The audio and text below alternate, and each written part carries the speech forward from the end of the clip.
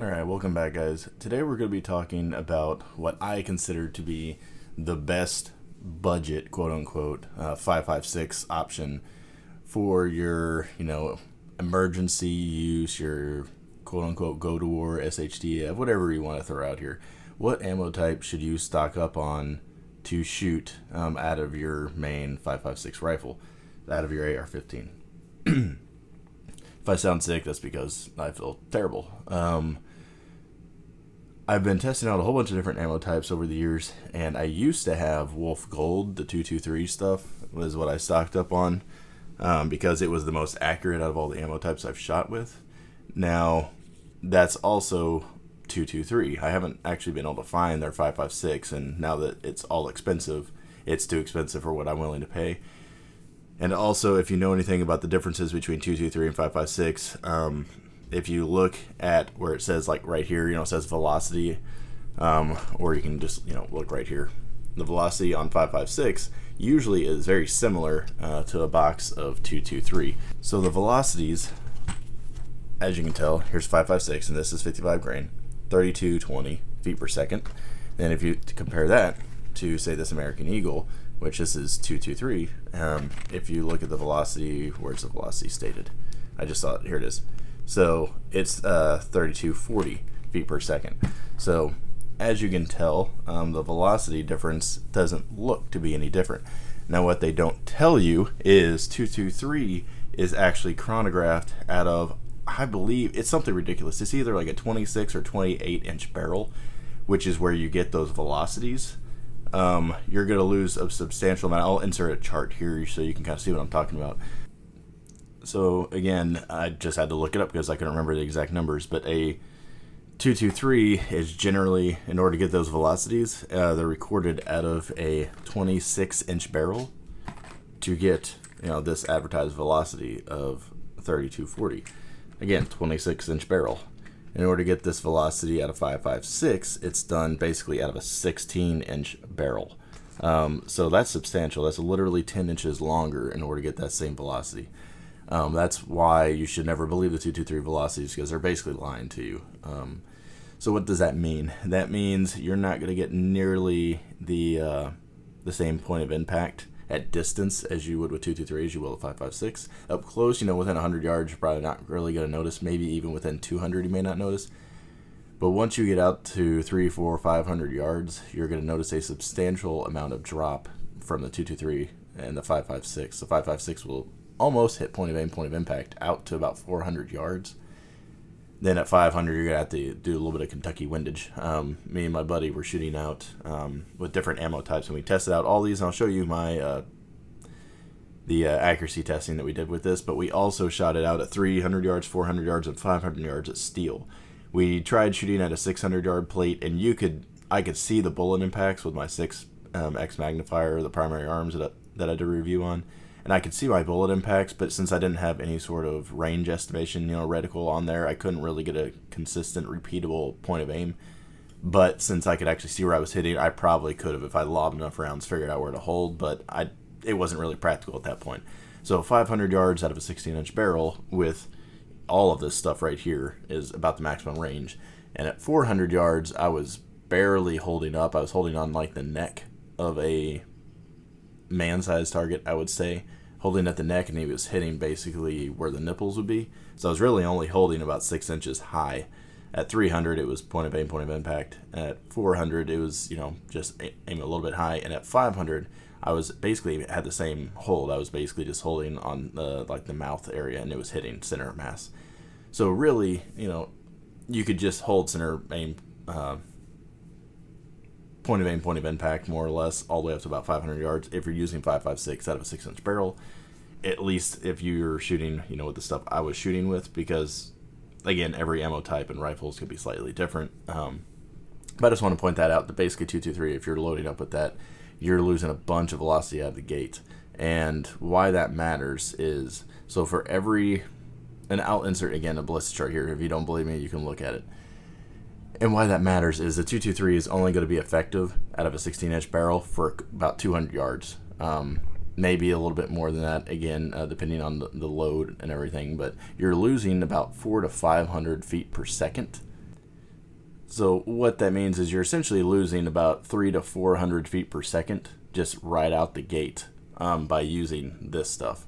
And that may not seem like a lot, but what that essentially does is it turns your 10.5 or your 11.5 inch SBR or pistol, I guess technically AR pistols still exist, but it essentially turns that gun into a 50 to 75 yard gun before that round drops into the below that 2300 feet per second range, where you get the whole fragmentation, hydrostatic shock, all that kind of stuff, which basically turns it into a pistol round, anything below that, and a small little 22 caliber pistol round at that point. Versus the 5.56, even out of a 10.5 inch barrel, it's getting the velocity close to where it needs to be because it's burning that powder faster, because the powder inside there is designed to burn quicker than this 223 stuff is, so it gets up to the velocity quicker. So especially if you're shooting out of a short barrel, anything under 16 inches, 223 is basically not even an option. It won't perform well at all. Inside of 100 yards, inside of 100 yards is the best you're going to get. Anything beyond that, you might as well be shooting with a pistol. Versus with 5.56, it's going to be good out to 200 to 300 yards, depending again on the load and your barrel length. But if you have a shorter than 16 inch barrel, again, you can look at the ammo charts.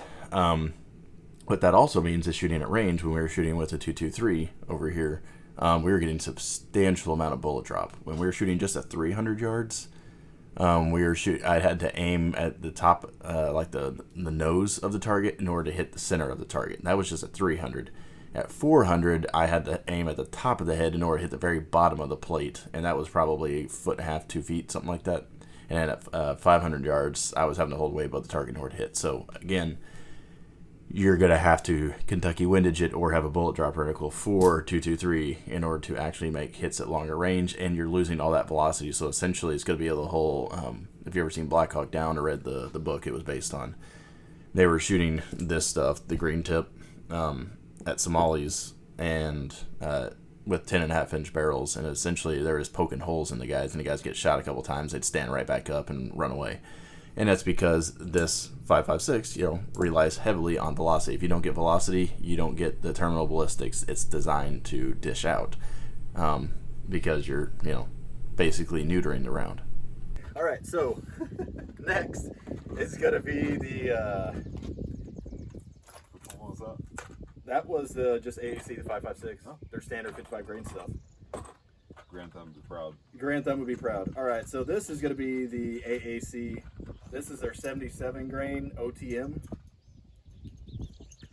But it is not the Sierra Match King. This is like the AAC version of the Match King of the OTM 77 grain. So we'll see how well it does. We're going to put it on the left green target. Left? Yeah, left side. And again, this is with 3 power magnifications, so yep. With the world's worst shooter, so Worst. Ready?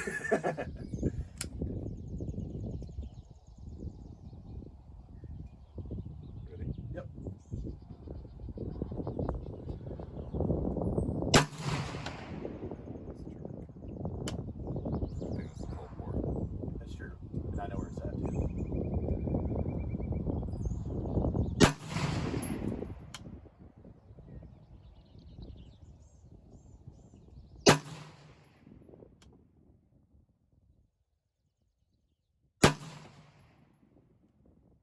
Jerk wasn't much of one. You stacked the other rounds on top of it. So, all right. Well, that one is by far the better group. From what I can tell, that looks like a 1-inch group. All right. So as of right now, with a 3 power magnification, there's your 55 grain. Not phenomenal. I'm pretty sure that was the first cold bore shot. So that's a little bit better. It's about average. That is a phenomenal group. The cold bore shot on this one was actually this one right here. I saw it. So this one are the actual non-cold bore shots, which is right at 1 inch. And here's the Sierra Match King ones, which the cold bore shot on that one was this one. So That could have been Tyrell, so we'll see here in a minute whenever we have more magnification. But that one is looking like the winner right now. As long as it continues shooting 1 MOA, I mean, this probably won't be worth any extra money compared to that. All right, here's the K Tactical barrel. This is a cold bore shot. I would say that's roughly, based on my finger, slightly over an inch, but close to an inch. This one is actually, I would say that's almost an inch as well. This was a cold bore shot for that. So far the 5.56 stuff is actually more accurate than I thought it would be. Earlier out of your gun, it was about 1.5 inches. And then here is the, well, that's 55 grain. Over here, the Sierra Match King, that's about 2 inches. So out of both guns, it's not actually shooting all that fantastic, which I'm surprised. So far, the knockoff OTM by AAC is the best. So I'll shoot it with that gun again, just because I'm curious, but we'll switch over to another one. Again, 55 grain stuff. Top circle.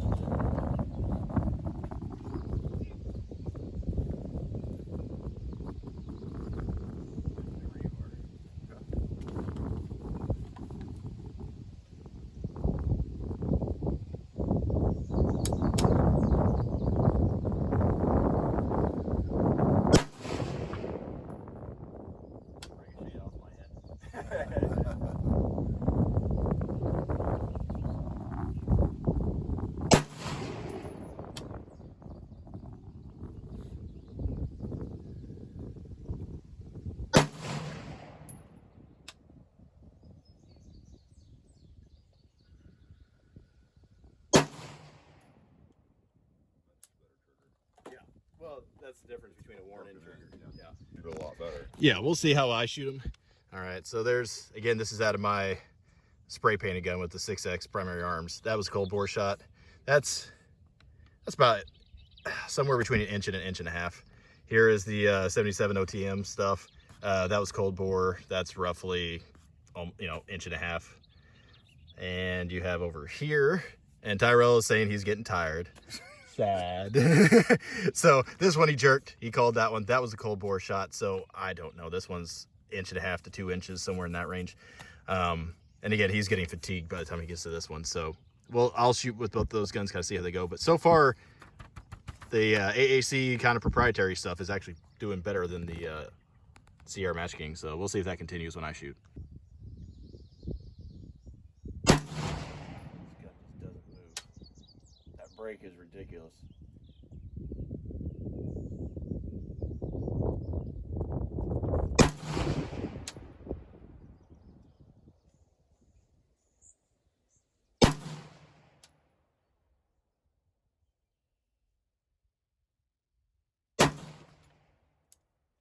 Felt like decent shots. All right, here's with the K Tactical upper. Here's my group on this one. It's got 1, 2, 3, 4. So again, that's almost an inch, about 1.25 inches, 1.5 inches. Up here, I don't know, 1, 2, 3, and then that must have been a cold bore shot. I don't know. Maybe I jerked these. It's entirely possible I jerked the first one. So if we're just going off that, I'd say it's probably 1.5 inches, 2 inches, but it's possible I jerked the very first shot, and it's possible, I don't know. And over here, 1, 2, 3, 4. So again, that's about 1.25 inches, maybe 1.5 inches for that. So again, we're seeing this stuff shoots the best out of all 3 guns so far. And I'd say that's fairly consistent on these two, wouldn't you? You shooting versus me shooting. Mm-hmm. And then that one, I don't expect great accuracy out of. It's 55 grain, just standard stuff. Are pretty close. This was my group of receiver. This is yours. Yeah, and we're basically in the same area. I used a sandbag on the stock. Did you? No. Okay, so his stock was unsupported, mine was, so that might have changed things. Okay. You good? This is a 55 grain stuff? Yeah.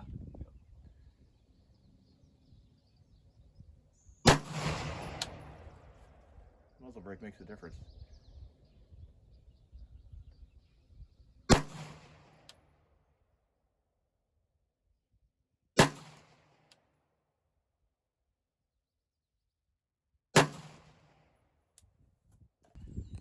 All right, so what we discovered is my night vision setup gun doesn't like 77 grain. So here's the group here. I don't know if that was cold bore or that was cold bore, but either way, I mean, that's still like 2.5, 3 inch group.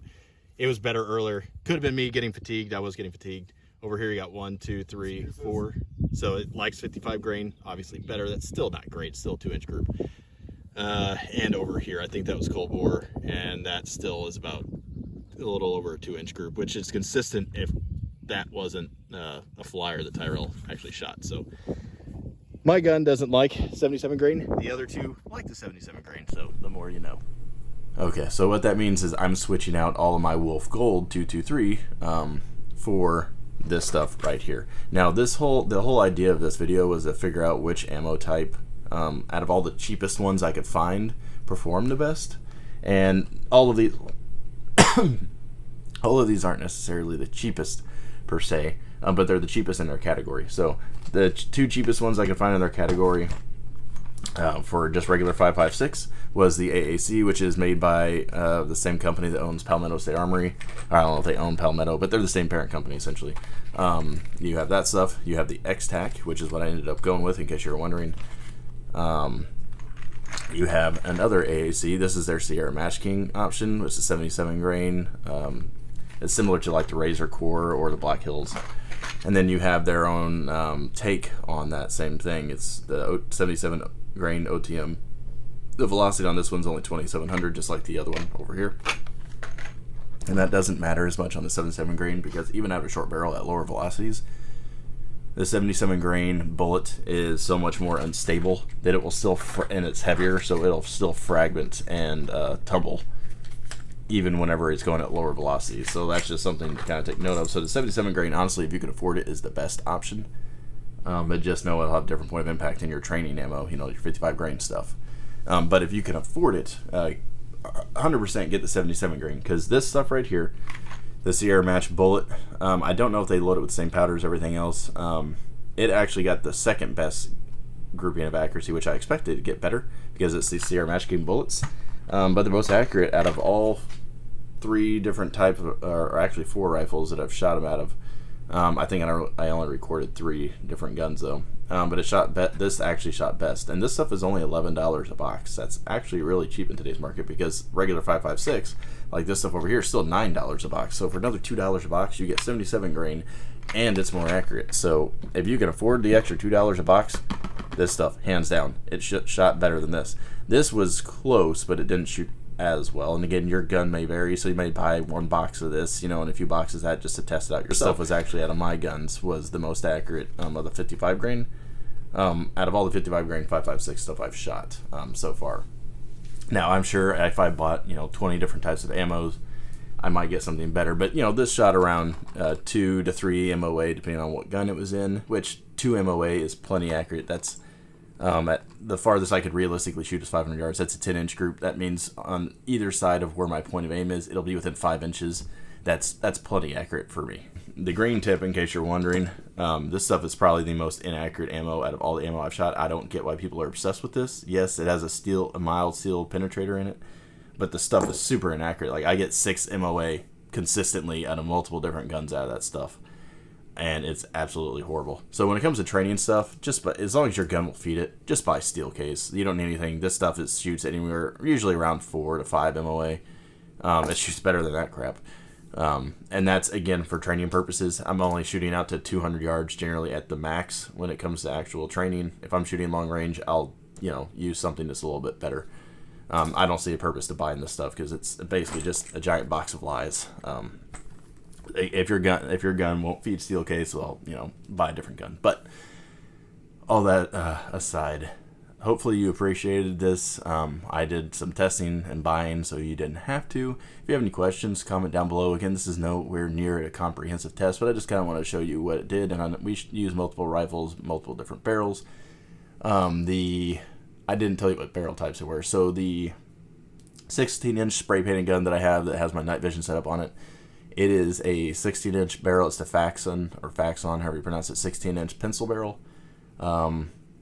The K Tactical, I forgot who makes their barrel. I'll have to annotate it here below, but it's pretty much a guaranteed 1 MOA barrel, which it does shoot 1 MOA out of most ammo types that are precision based. And then the other one was a Aero Precision, the all-tan gun was an Aero Precision 223 Wild stainless barrel, and it shot the best out of all three. Obviously, it's a 223 Wild. Those barrels shoot really well. Again, hopefully you appreciate this, and I hope you all have a good one.